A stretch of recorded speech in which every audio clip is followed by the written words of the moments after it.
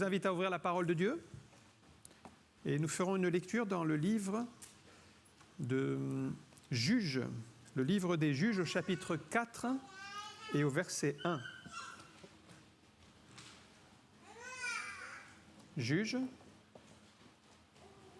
chapitre 4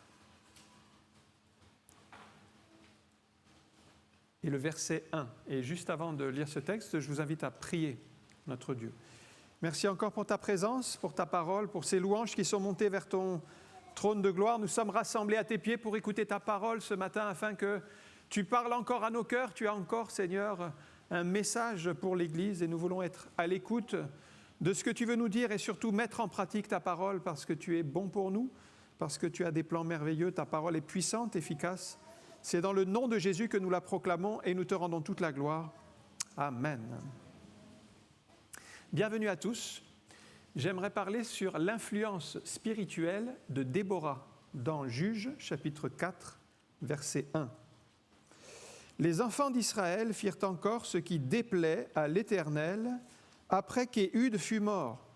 Et l'Éternel les vendit entre les mains de Jabin, roi de Canaan, qui régnait à Hatzor.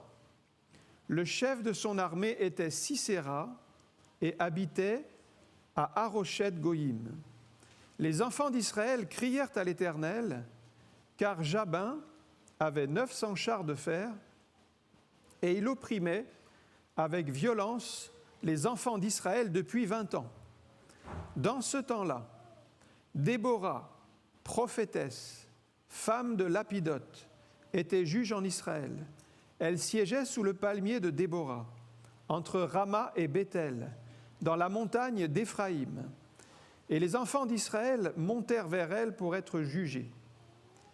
Elle envoya appeler Barak, fils d'Abinoam, de Kédesh-Nephtali, et elle lui dit, « N'est-ce pas l'ordre qu'a donné l'Éternel, le Dieu d'Israël ? Va, dirige-toi sur le mont Tabor et prends avec toi 10 000 hommes des enfants de Nephtali et des enfants de Zabulon. J'attirerai vers toi, au torrent de Kison, Sisera, chef de l'armée de Jabin, avec ses chars et ses troupes, et je le livrerai entre tes mains. » Barak lui dit, « Si tu viens avec moi, j'irai, mais si tu ne viens pas avec moi, je n'irai pas. » Elle répondit, « J'irai bien avec toi, mais tu n'auras point de gloire sur la voie où tu marches, car l'Éternel livrera Sisera entre les mains d'une femme. » Et Déborah se leva, et elle se rendit avec Barak à Kadesh. Barak convoqua Zabulon et Nephtali à Kédesh. 10 000 hommes marchèrent à sa suite, et Déborah partit avec lui. Héber, le Kénien, s'était séparé des Kéniens, des fils de Hobab, beau-père de Moïse, et il avait dressé sa tente jusqu'au chêne de Tsahanaïm, près de Kédesh. On informa Sisera que Barak, fils d'Abinoam, s'était dirigé sur le mont Tabor. Et, depuis Haroshet-Goïm, Sisera rassembla vers le torrent de Kison tous les chars, 900 chars de fer, et tout le peuple qui était avec lui. Alors Déborah dit à Barak, « Lève-toi, car voici le jour où l'Éternel livre Sisera entre tes mains. L'Éternel ne marche-t-il pas devant toi ?» Et Barak descendit du mont Tabor, ayant 10 000 hommes à sa suite. L'Éternel mit en déroute devant Barak, par le tranchant de l'épée, Sisera, tous ses chars et tout le camp. Sisera descendit de son char et s'enfuit à pied. Barak poursuivit les chars et l'armée jusqu'à Haroshet-Goïm, et toute l'armée de Sisera tomba sous le tranchant de l'épée sans qu'il en reste un seul homme. Amen. Nous savons que le livre des Juges a été écrit dans un contexte de relâchement spirituel. Les enfants d'Israël s'étaient constamment éloignés de Dieu. Donc on parle d'une période de déclin, une période d'apostasie, de rejet de Dieu. Le peuple avait abandonné l'Éternel et du coup l'Éternel avait livré le peuple entre les mains de ses ennemis. Ça nous donne une leçon, c'est qu'on ne se moque pas de Dieu, et ce qu'on sème, un jour on le récolte. Là, ils avaient semé l'apostasie, le rejet de Dieu, eh bien ils ont récolté tout ce qui en a été les conséquences, c'est-à-dire l'esclavage, la domination du peuple ennemi. Il y a un livre clé dans le livre des Juges qui revient souvent, c'est dans le Juge chapitre 17, verset 6. Ce verset qui montre un peu l'état spirituel du peuple tout au long de ce livre. En ce temps-là, il n'y avait point de roi en Israël, chacun faisait ce qui lui semblait bon. Voilà la situation, il n'y a pas de roi, les gens sont livrés à eux-mêmes, ils font ce qu'ils pensent bon, mais ils ne prient pas, ils ne cherchent pas la volonté de Dieu et ils s'égarent dans toutes sortes de mauvais chemins. Et nous trouvons dans le livre des Juges 6 cycles d'apostasie qui vont se succéder, toujours de la même manière, on retrouvera 6 fois les mêmes étapes, et dans ces cycles, il y a 5 étapes à chaque fois qui reviennent. La première étape, c'est le constat de la situation d'apostasie. C'est d'ailleurs le verset 1 de notre passage qui dit « Les enfants d'Israël firent encore ce qui déplaît à l'Éternel après qu'Éhud fut mort. » Donc les enfants d'Israël firent ce qui déplaît à l'Éternel, et ça vous le retrouvez constamment dans le livre des Juges, parce qu'à chaque fois, les enfants d'Israël retombent dans ce problème-là.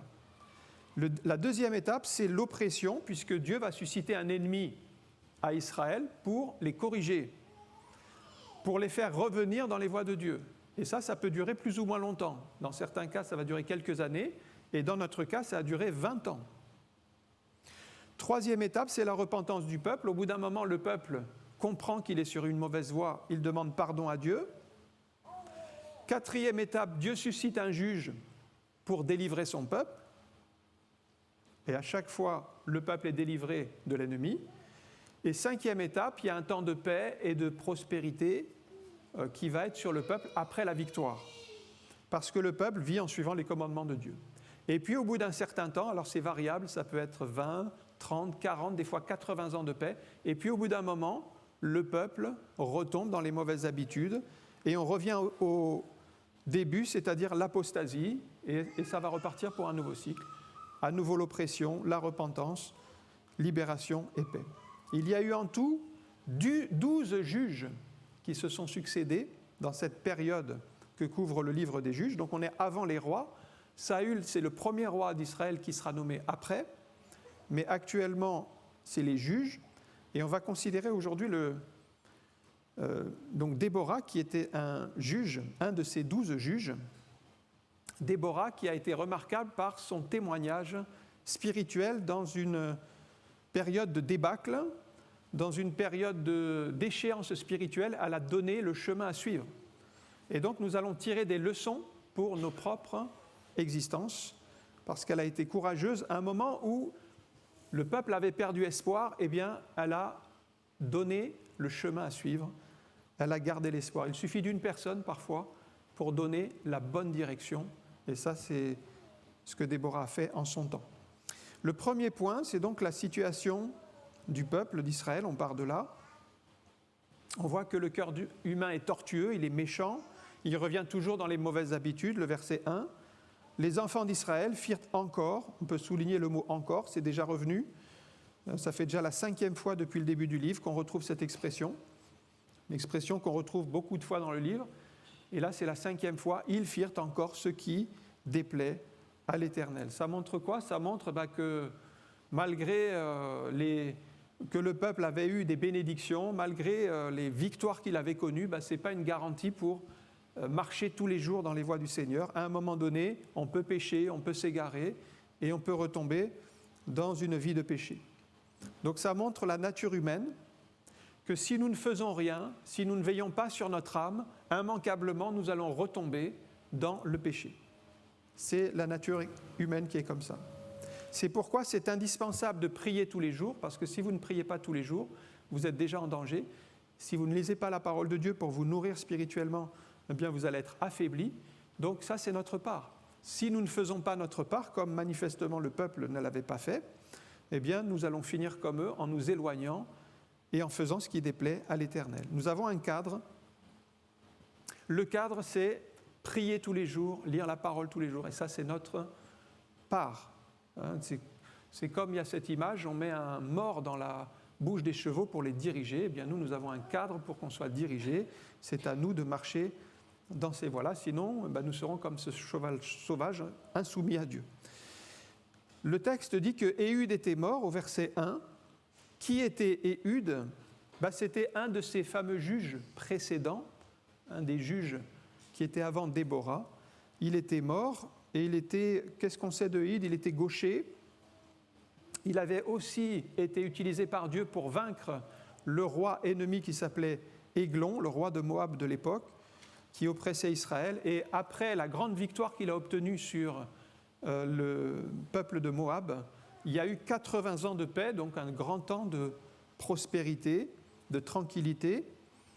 Et on peut dire que, si on retient quelque chose de ce juge, il y a, des fois sur des juges, il n'y a que quelques versets. Déborah, il y en a un peu plus, ça dépend en fait des juges. Mais ce qu'on peut retenir de Éhud, qui n'est pas très connu finalement, c'est que c'est un de ces juges qui a laissé derrière lui le plus grand témoignage de paix, parce que 80 ans de paix, c'est assez remarquable. Et ça nous parle du témoignage que nous-mêmes, nous allons laisser derrière nous. Quel témoignage nous allons laisser derrière nous ? Est-ce que c'est un témoignage de paix ? 2 Corinthiens 13, 11. Au reste, frères, c'est Paul qui parle. Il dit, frères, on pourrait dire frères et sœurs, soyez dans la joie, perfectionnez-vous, consolez-vous, ayant un même sentiment, vivez en paix, et le Dieu d'amour et de paix sera avec vous. Paul s'adresse à des chrétiens et il leur dit de vivre en paix. Est-ce que ce n'est pas normal pour des chrétiens de vivre en paix ? C'est normal. Pourtant, il leur demande de vivre en paix.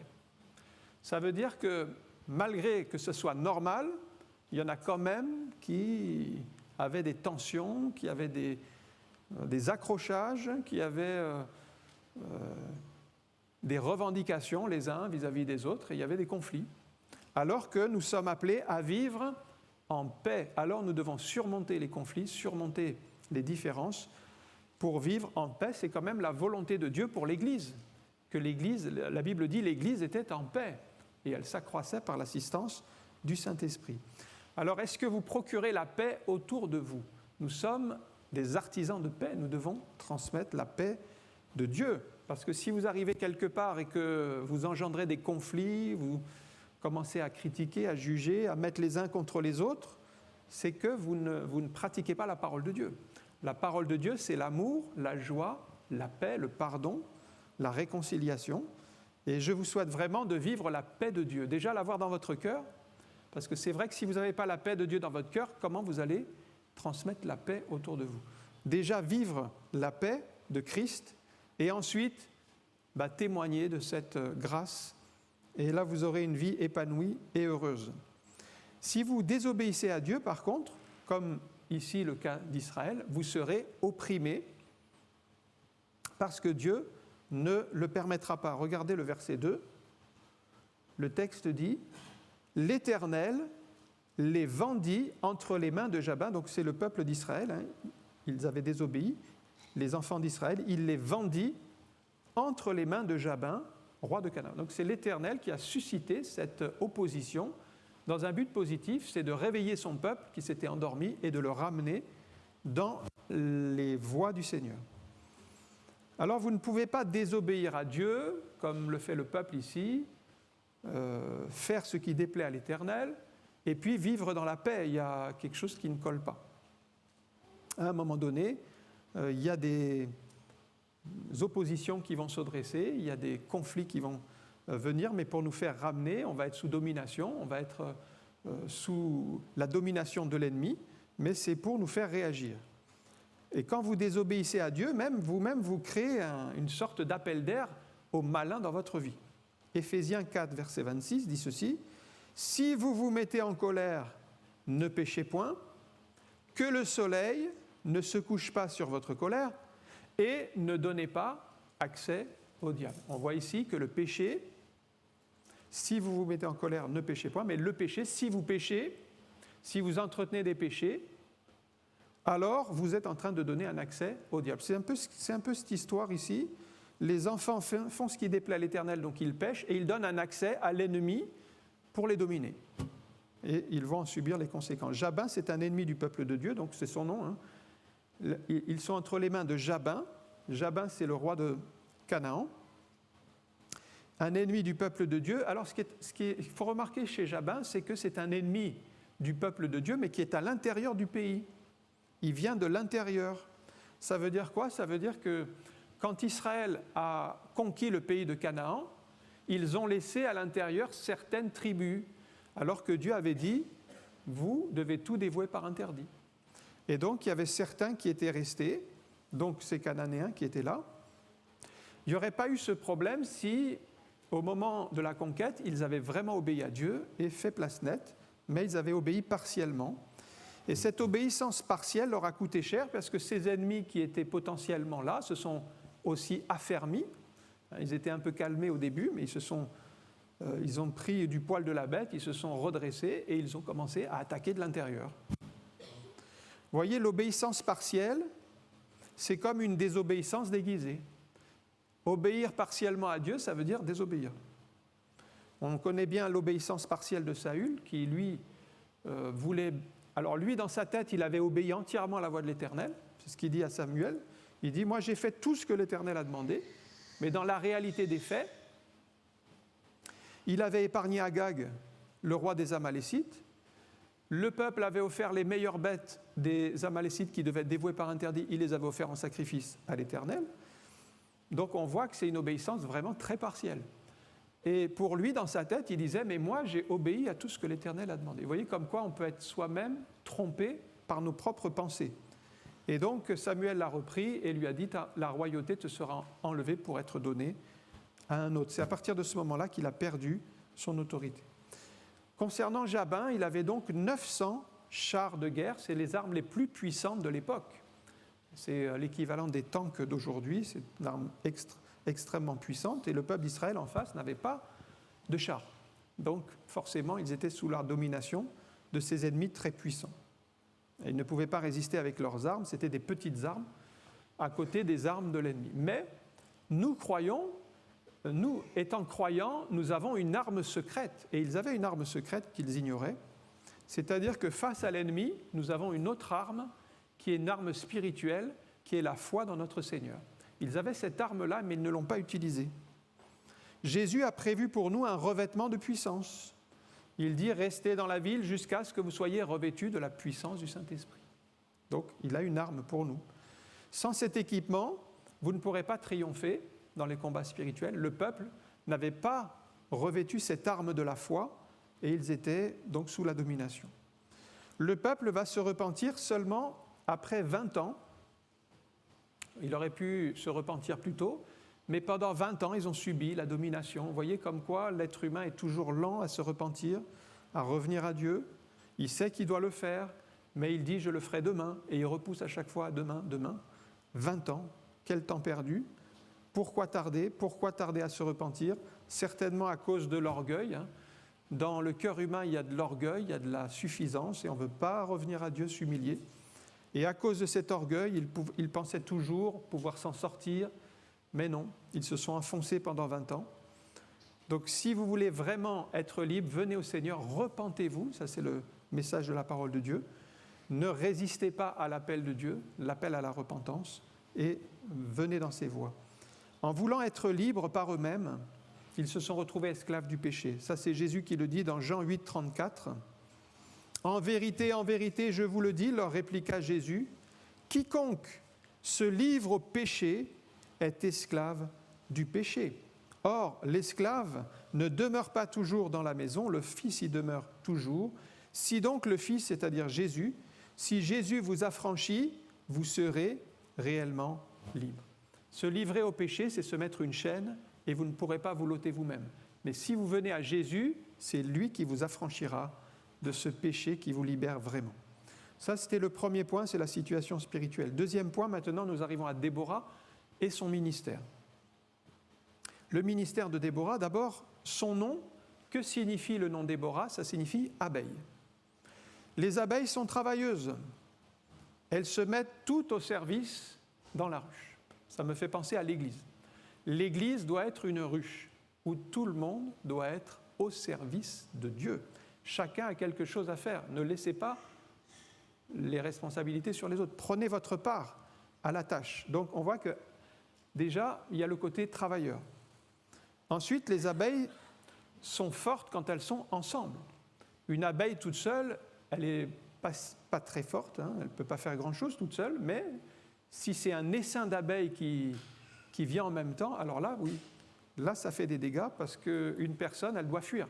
Sinon, elle est terrassée par cet essaim d'abeilles. Ils sont puissants quand ils sont ensemble.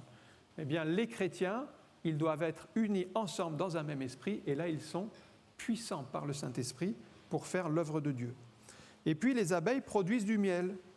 Ça, c'est une très bonne nourriture, très bénéfique pour l'organisme, avec des nutriments, et on apprécie bien le miel.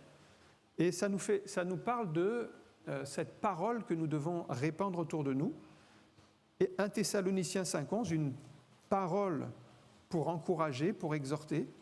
C'est pourquoi exhortez-vous réciproquement et édifiez-vous les uns les autres, comme en réalité vous le faites. S'exhorter, c'est apporter une parole d'encouragement, une parole de grâce. C'est comme une nourriture, c'est comme un peu ce miel qui va faire du bien, qui va fortifier. Et c'est ça dont on a besoin dans l'Église, c'est de s'exhorter les uns les autres. Donc Déborah, l'abeille. Déborah était aussi une prophétesse. Alors c'est caractéristique des prophètes, ils sont à l'écoute de Dieu pour transmettre le message que Dieu veut donner au peuple. Les prophètes enseignaient le peuple aussi. Les prophètes étaient des guides pour reprendre le peuple quand ils avaient péché, donc elle était spirituellement bien établie. C'était des leaders spirituels pour montrer aussi comment résister à l'influence du monde. Romains 12,2, parce que ça, c'était déjà le problème à l'époque de Déborah, mais c'était le problème à l'époque de Paul, on le voit dans l'Église. Romains 12,2, ne vous conformez pas au siècle présent. Ça, c'était les chrétiens de Rome. Il y avait aussi le monde et son influence à Rome. Il y avait la mentalité romaine avec son idolâtrie, avec l'immoralité. Hein. C'était quelque chose de commun, cette vie de débauche.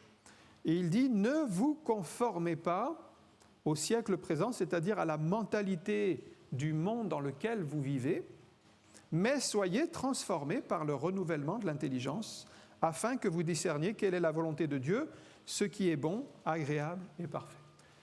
De même que Déborah a connu ce temps d'influence, Paul l'a connu à Rome, nous le connaissons ici, eh bien nous devons aussi résister à cette influence et ne pas nous conformer.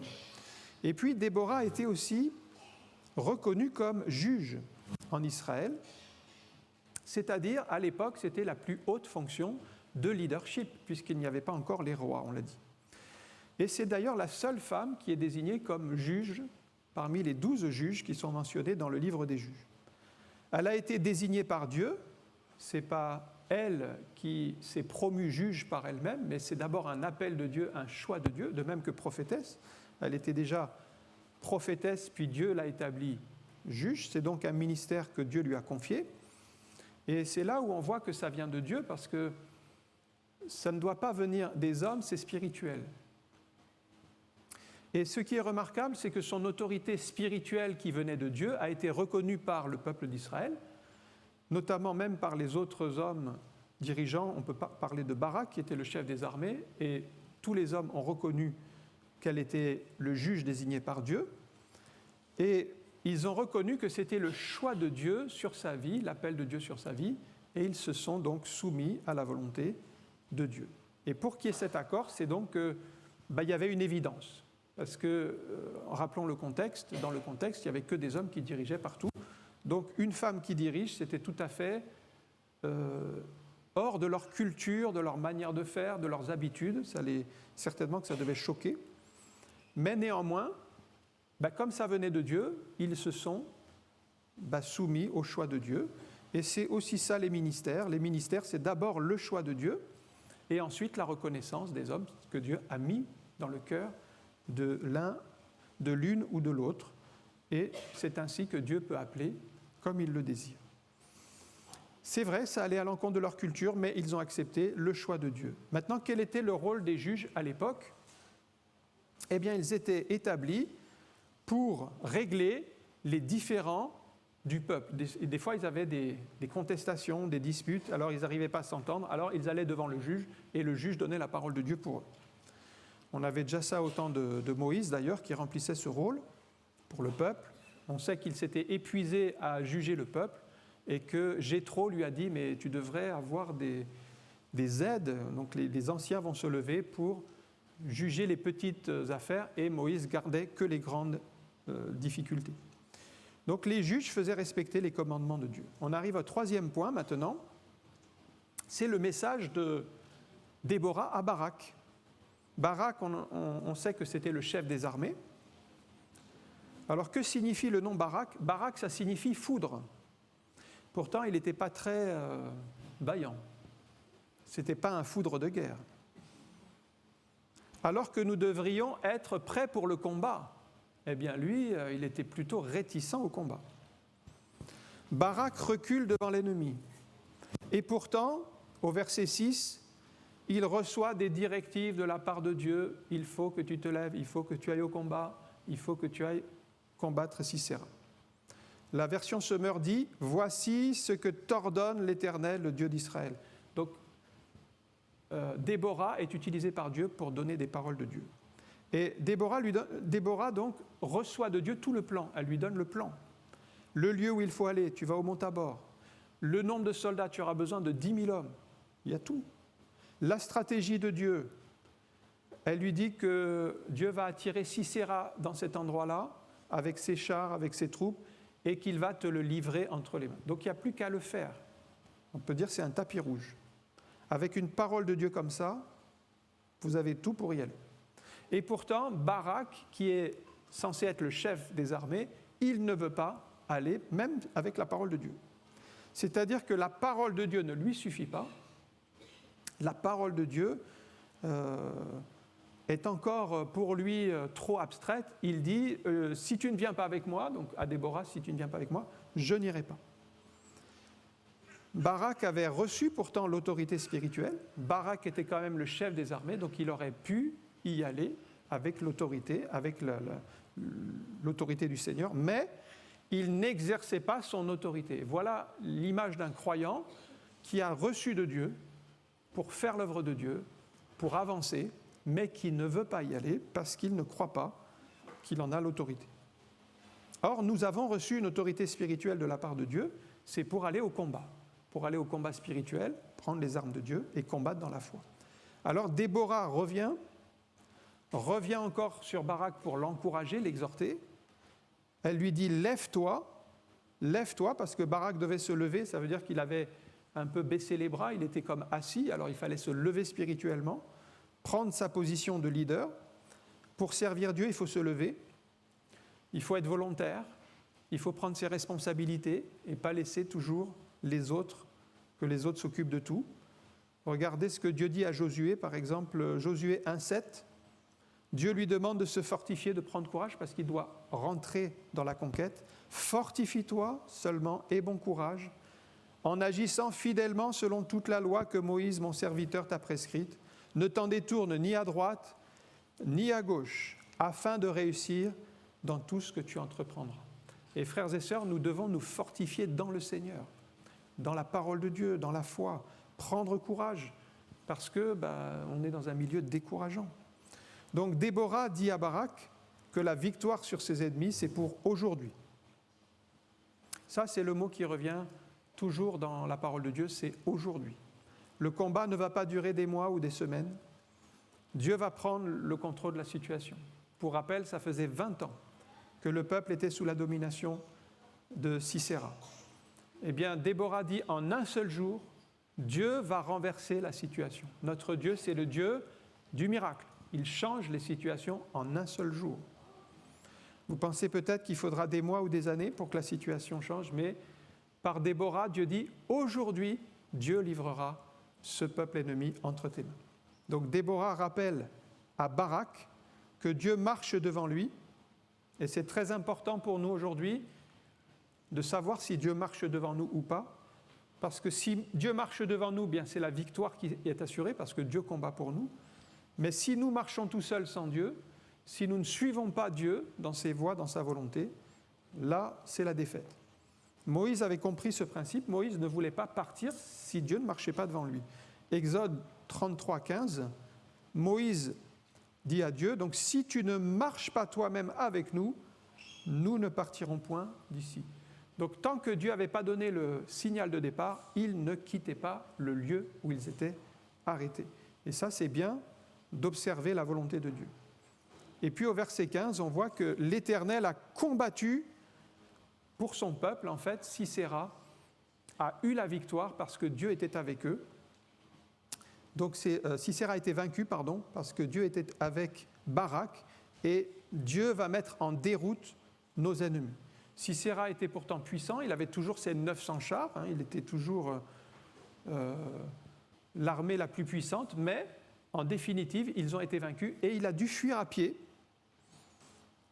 Et ça nous montre que si on pouvait voir dans le monde spirituel, on verrait la fuite et la défaite de nos ennemis.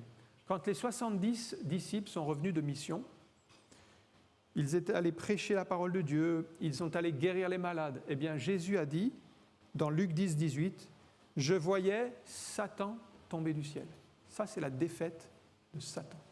Ça, c'est dans le monde spirituel. C'est comme Sisera qui court, il est vaincu, il est défait et il s'en va. Eh bien, si on pouvait voir spirituellement, quand nous prenons des victoires, c'est l'ennemi qui fuit, c'est l'ennemi qui tombe. Et puis je termine avec un 4e point, c'est la mort de Sisera, la mort de l'ennemi du peuple de Dieu. C'est au verset... Alors on va lire le verset 17, dans Juge 4.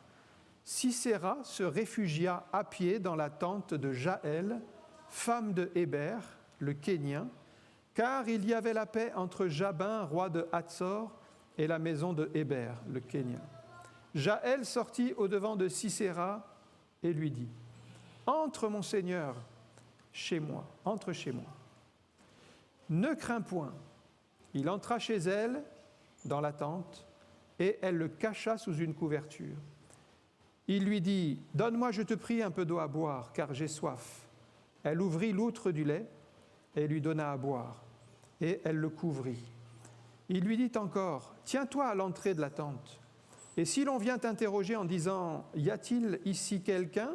tu répondras, « Non. » Jaël, femme de Héber, saisit un pieu de la tente, prit en main le marteau, s'approcha de lui doucement et lui enfonça dans la tempe le pieu qui pénétra en terre. Il était profondément endormi et accablé de fatigue, et il mourut. Comme Barak poursuivait Sisera, Jaël sortit de sa tente et lui dit, « Viens, je te montrerai l'homme que tu cherches. » Il entra chez elle, et voici Sisera était étendu, mort, le pieu dans la tempe. En ce jour, Dieu humilia Jabin, roi de Canaan, devant les enfants d'Israël, et la main des enfants d'Israël s'appesantit de plus en plus sur Jabin, roi de Canaan, jusqu'à ce qu'ils aient exterminé Jabin, roi de Canaan. Donc là, on arrive à la fin de cette histoire avec la mort de Sisera. Jaël, c'est une autre femme qui est mise en valeur dans le livre des Juges, accueille Sisera chez elle. Alors son nom, Jaël, ça signifie chèvre des montagnes. Chèvre des montagnes. Et elle, donc les chèvres, on sait que ce sont des bonnes grimpeuses. Et nous savons que nous devons monter sur la montagne pour rencontrer Dieu. Les chèvres sont aussi curieuses de tout. Et ça nous montre que nous devons toujours apprendre quelque chose de la part de Dieu. Il y a des chrétiens, ils vivent juste avec ce qu'ils ont appris, mais ils n'apprennent plus. Et si nous n'apprenons plus, nous ne progresserons plus. Donc on doit toujours chercher à apprendre davantage. Jaël voit bien l'ennemi en Sisera. Et là, il y a un point important à souligner, c'est qu'elle va prendre une position spirituelle. C'est-à-dire que si vous regardez son couple, en fait, son mari était en paix avec Sisera, l'ennemi. Il était en paix avec Jabin et Sisera. Et elle était censée suivre son mari. Mais elle a pris une autre position. Elle a pris position pour Dieu et elle a été contre Sisera. C'est un petit peu l'histoire d'Abraham et Térakh. Térakh qui servait les idoles, c'était le père d'Abraham, mais il n'a pas suivi son père. Il a pris une position spirituelle, il n'a pas voulu de compromis, il a choisi de suivre Dieu. Et puis Jaël a été courageuse, puisqu'elle a pris un pieu avec lequel on plantait les tentes, un gros pieu, qu'elle a utilisé pour le planter donc, dans la tente de Sisera. Et donc, elle n'a pas reculé devant le combat, elle n'a pas tremblé lorsqu'il a fallu neutraliser un ennemi du peuple de Dieu. Ça nous parle du combat spirituel, des décisions radicales, parce que nous avons un adversaire et nous devons le combattre. Éphésiens 6, 11 nous dit ceci, « Revêtez-vous de toutes les armes de Dieu, afin de pouvoir tenir ferme contre les ruses du diable. » Nous avons un ennemi, il veut détruire, il veut faire du mal, il veut éloigner de Dieu, et nous devons le combattre avec ces armes spirituelles. Et comme Jaël l'a fait, dans le cas de Sisera, nous devons être fermes et régler les choses d'une manière définitive. En conclusion, on a ici Déborah, une femme de Dieu remarquable. Elle s'est levée pour le combat, alors que les hommes étaient sans force en Israël. Une femme s'est levée. Que Dieu soit béni pour Déborah, qui a relevé ce défi. Et ça veut dire que nous devons continuellement rester en communion avec Dieu pour ne pas devenir sans force spirituelle comme le peuple l'était devenu à l'époque. Parce que si le peuple était sans force, c'est qu'il avait pris de la distance avec l'Éternel. Donc ça nous parle d'être attention à la négligence. Ensuite, nous avons Barak, qui est l'exemple du croyant, mais lui qui attend toujours que les autres se lèvent pour se lever, qui attend toujours que quelqu'un se mette devant pour suivre. Alors c'est bien déjà de faire quelque chose, mais il devait aussi prendre ses responsabilités, il devait prendre son autorité spirituelle et faire l'œuvre que Dieu lui avait confiée. Il devait d'abord prendre conscience de son autorité pour la mettre en œuvre. Et puis enfin, nous avons Jaël, qui est l'autre femme remarquable, qui nous laisse l'exemple d'une femme sans compromis, qui va mettre un terme à la vie de cet ennemi qui s'appelait Sisera. Elle a discerné dans cette situation, d'une manière spirituelle, qu'il fallait neutraliser l'ennemi. Et elle ne s'est pas laissée influencer par ce que son mari pensait par rapport à la situation, lui qui était dans le compromis. Elle a pleinement suivi la volonté de Dieu et elle a été mentionnée pour cet exploit dans la parole de Dieu. On va prier quelques instants. Merci encore pour ta parole, pour ces exemples